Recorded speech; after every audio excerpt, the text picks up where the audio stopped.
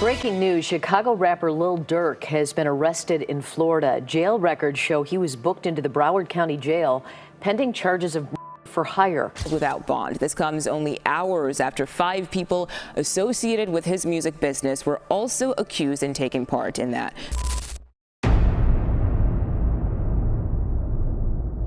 आज के वीडियो में हम बात करेंगे एक ऐसे रैपर के बारे में जो न सिर्फ अपने टैलेंट के वजह से बल्कि अपनी कंट्रोवर्सीज की वजह से भी हेडलाइंस में रहते हैं।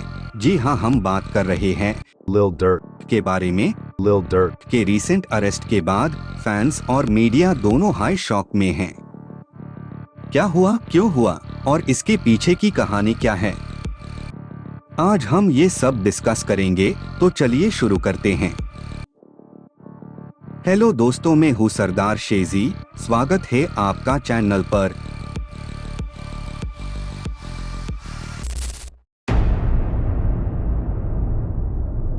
सबसे पहले बात करते हैं अरेस्ट की। लिल डर्क को एटलांटा पुलिस ने अरेस्ट किया on charges of illegal firearm possession और गैंग रिलेटेड एक्टिविटीज। ये अरेस्ट एक पुरानी इन्वेस्टिगेशन का हिस्सा था जो एक क्लब के बाहर होने वाली एक शूटिंग से रिलेटेड थी। रिपोर्ट्स के मुताबिक इस केस में एक गैंग राइवलरी के वजह से वायलेंस हुआ और उस इंसिडेंट के सेंटर में लिल डर्क का नाम आया है। पुलिस का कहना है कि डक उस वक्त वहां मौजूद था और एक इलीगल वेपन उसके पोजेशन में थी। लेकिन लिल डर्क के लॉयर ने क्लेम किया है कि ये सारे एलिगेशंस बस अजम्पशंस है और डक को फंसाया जा रहा है।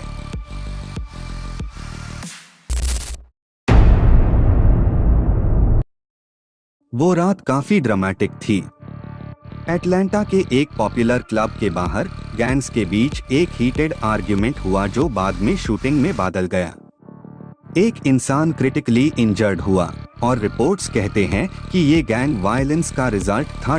पुलिस इन्वेस्टिगेशन के बाद लिल डर्क का नाम इमर्ज हुआ एज अ सस्पेक्ट। एक विटनेस ने क्लेम किया कि फायरिंग के वक्त लिल डर्क वहां था, लेकिन ये बात अभी तक कोर्ट में प्रूव नहीं हुई है।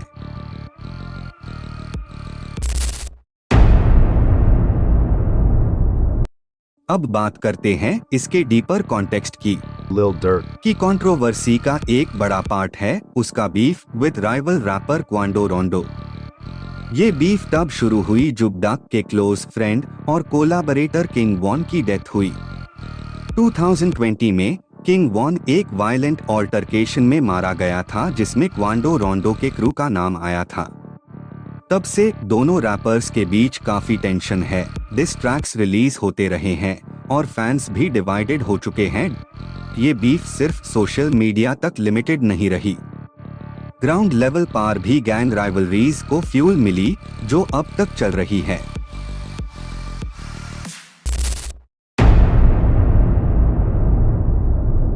डक का नाम पहले भी लीगल ट्रबल्स में आया है।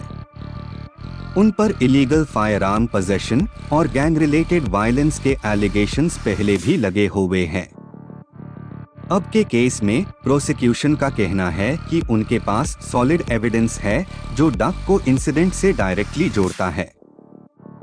लेकिन डिफेंस लॉयर का आर्ग्यूमेंट है कि ये एलिगेशंस सिर्फ स्पेकुलेशन है और कोई कॉन्क्रीट प्रूफ नहीं है।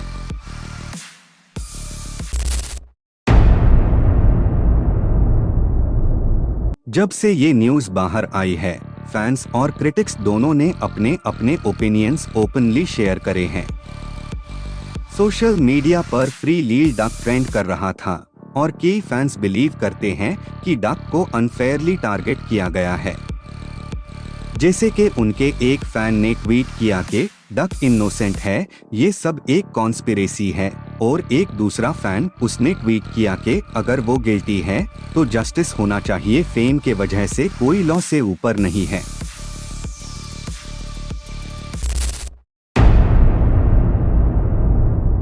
अब सबसे बड़ा सवाल ये है, आगे क्या होगा।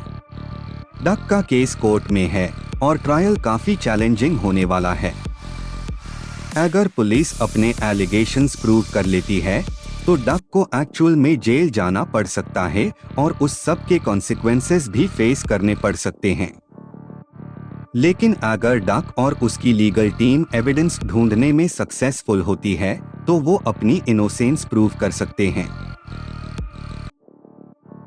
तो दोस्तों, ये थी डक के अरेस्ट की पूरी कहानी। ये केस एक रैपर की स्टोरी के साथ साथ गैंग कल्चर और रैप इंडस्ट्री के डार्क साइड को भी हाईलाइट करता है। आपका इस सिचुएशन पर क्या ओपिनियन है? क्या डक को फंसाया जा रहा है या वो सच में गिल्टी है? कमेंट्स में अपनी राय जरूर शेयर करें। और हाँ, इस वीडियो को लाइक कीजिए, अपने दोस्तों के साथ शेयर कीजिए जो रैप और हिप हॉप में इंटरेस्टेड है, और सब्सक्राइब करना मत भूलना सरदार शेजी को। आपके सपोर्ट से ही हम ऐसे इंटरेस्टिंग टॉपिक्स पर कंटेंट बनाते हैं। मिलते हैं अगले वीडियो में एक और न्यू टॉपिक के साथ। तब तक के लिए बाय बाय।